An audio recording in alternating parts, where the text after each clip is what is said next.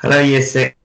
It's Paris here, and I'm bringing you Tuesday's literacy lesson where you get to plan your portal story, following on from Mr. Thomas's lesson yesterday, where you developed your character and you thought about the magic portal that your character will be going through.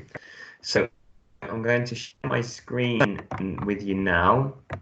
We're going to talk through a couple of points. So first of all, children, the way you're going to be successful in this piece of writing is if you are able to follow the simple pattern of a portal story. And as you can see from the screen now, there are usually 5 distinct parts to a portal story. So the first, your main character finds the magic portal and enters into their new world. Your second paragraph will be a description of the new world, adding detail of what it's like in this new place. The main character explores the new world and finds a problem. The main character has to escape and return through the portal. You can see these two bits don't have a line in between them because they are somewhat interlinked. So it's really hopefully trying to resolve the. And finally, the main character cannot find the portal again once they've exited this magical world. So it leaves that mystery. Sometimes they bring back something from the new world. Now, before I have a go modeling a plan for us with our ideas, here's a couple of ideas for you. So, first part, finding the new portal. I'm just going to read story idea 1, but there is story 2 idea there that might be able to support you. So Elif is playing in her grandmother's garden and notices a small fairy door. She touches the door, shrinks, and enters. In this new world, she's underground in a world full of caves, giant toadstools, and magical creatures. The problem that Elif finds is that she enters an area that is strictly forbidden and picks up a magical flower. She has to escape as the alarm sounds by her touching the flower, and she is chased through the magical world by an unknown threat and escapes. And the final part there, after Elif has escaped, she cannot find the fairy door again, but the cut flower lives on forever, reminding her of her journey. So you should be able to see there, that's quite a simple structure, not giving too much detail, and it gives them a chance to really build on that story when she writes it over the next couple of days. Okay, we're going to just have a quick go at doing it for one together so I can talk through it. So I'll stop sharing my screen now.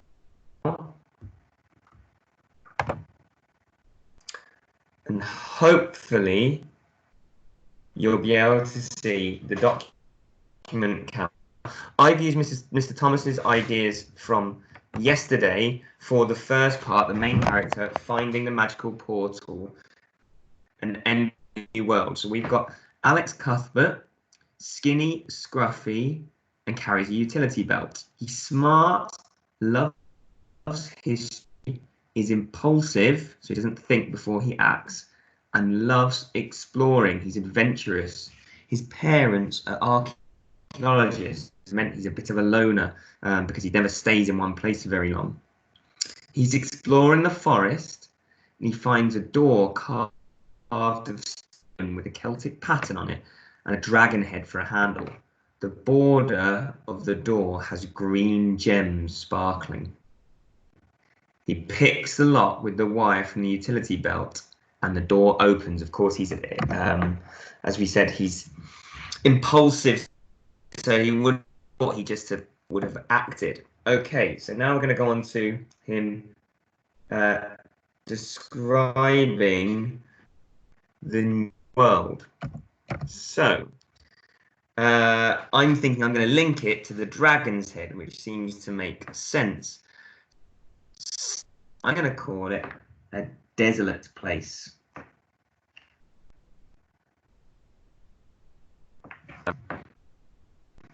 Desolate, open land. Nothing living in this place.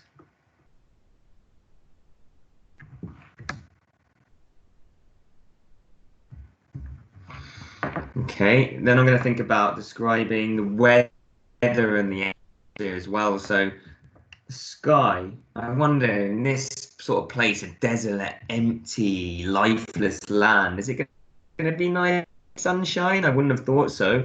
But I'm thinking about the weather today, and it looks a bit like that. So I'm going to say the sky was a blanket, use a metaphor there, of thick, dark cloud.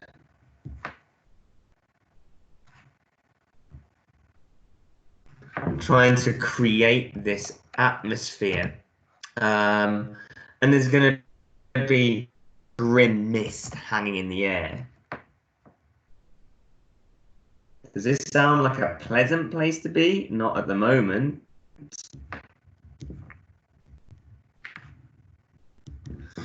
Okay, I might also give a bit of a hint into what he's going to find. So I say there's not much life there. The only bit of life that he can see, I'm going to say, are some isolated trees.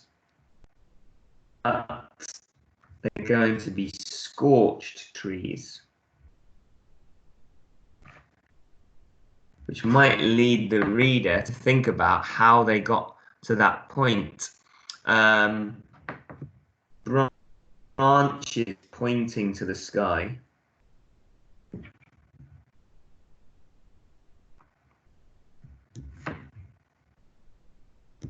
Could use a simile here, children, and I'm going to use one you've used before, like daggers.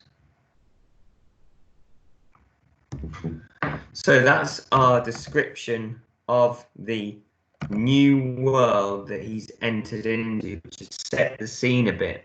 So now my next part is the main character explores new world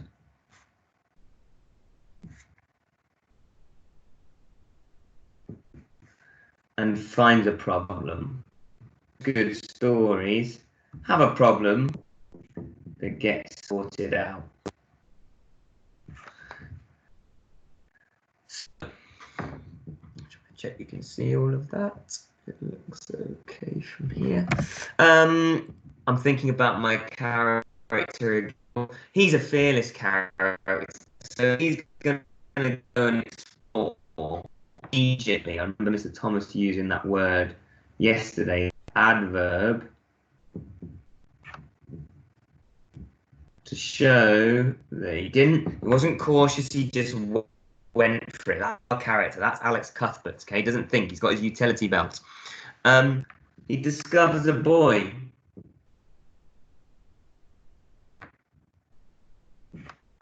A familiar boy, someone he's seen before. Leaning against a rock.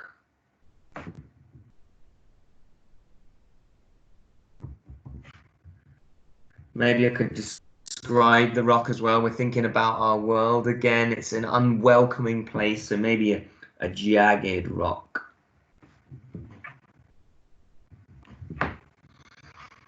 Okay, so we're building this story up a bit now. The problem, the bunny beckons him over. There's a cave. I'm going to say there's a cave near the boy.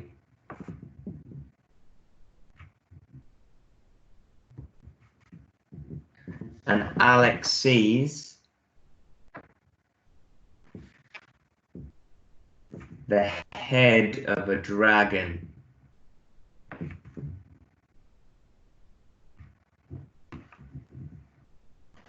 Sleeping soundly. So we're linking that back to the portal that Mr. Thomas described yesterday with his the dragon's head as a handle. Okay. Maybe then I could even add to this just to keep the story linked. So we were saying he was a bit of a loner who moves around a bit. Maybe Alex realizes it's Umar, his friend Umar, one of the few friends he's ever had.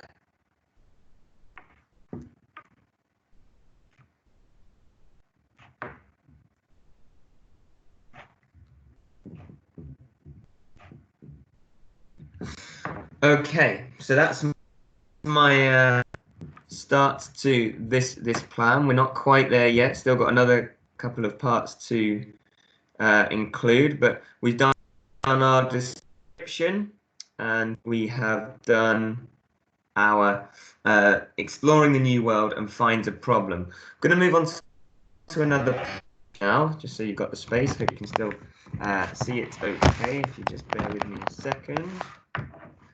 I've done my title again.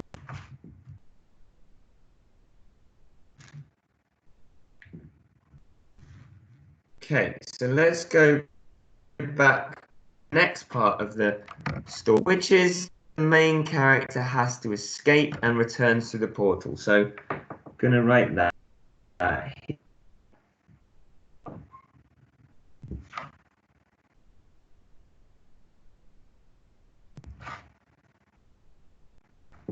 Escapes through the portal.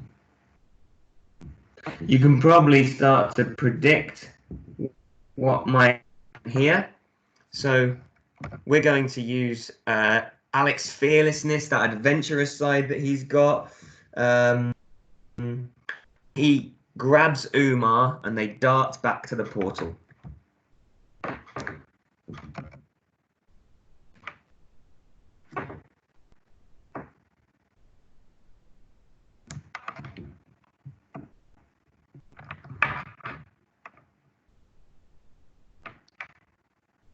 Do we think this is where it's going to end? Well, we've got a ferocious dragon lying close by, so I think we might want to use this in part of our story. Dart back to portal. Here, children, I'm just using simple notes so that tomorrow you can expand on it. They dart back to the portal. I'm going to say maybe this was set up. Umar is wearing a bracelet with bell on.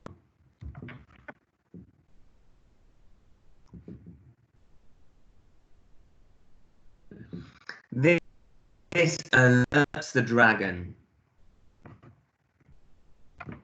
This must have been something that happened in this world that meant that the dragon would be aware if this character was escaping. So it's the bell on them that alerts the dragon. The dragon chases the boys.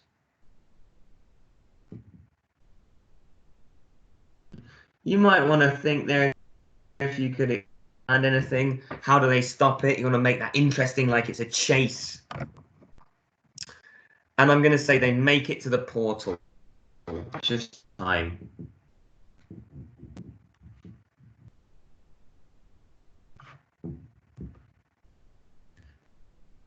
Maybe Alex could use something from his utility belt that might help him there.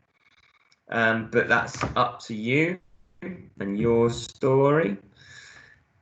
Okay, and the final part then is that the main character is unable to find the portal again.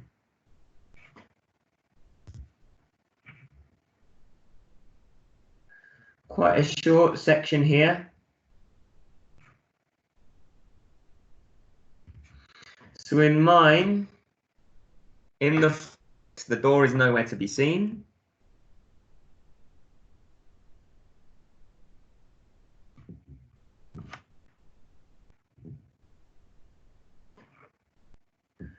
But it's said in our underlying plan for portal portal story. Maybe they have something they brought back with them. Well, I'm going to say all he finds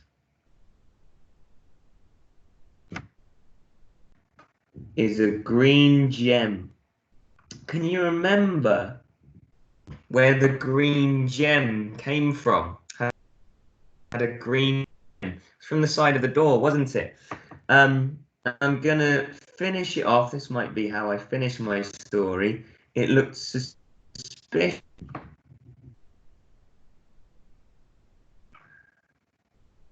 like the eye of a dragon.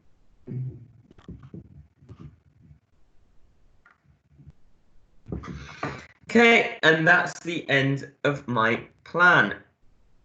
Tomorrow, you'll get to turn that into a magnificent portal story.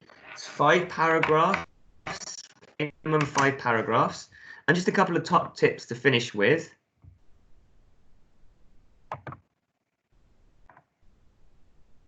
I can get to my screen, which I hopefully can. Children, top tips: start in a world or a setting that you know well. It's far easier to describe something familiar to you. It might be a garden, it might be your school, could be a family member's house, could be a wood that you go to regularly, it could be the Arboretum, something local. Use a stimulus, a picture for the new world. An image will help you focus in on the detail and describe what is there, because it's harder to think of the imagined world, but once you're there, it's made up, so you can turn it into anything you want to. And finally, let your ideas flow. This is meant to be fun and creative. Don't worry about spelling, handwriting, or presentation. In the day afterwards, where you can go back and edit this later on. Okay, so children, that's it from me. We'd love to hear and see your plans. You can write them up on a piece of paper and send it into the year group email address, or you've got the Purple Mash to do ready to go. Enjoy writing your story, and we'll be back tomorrow.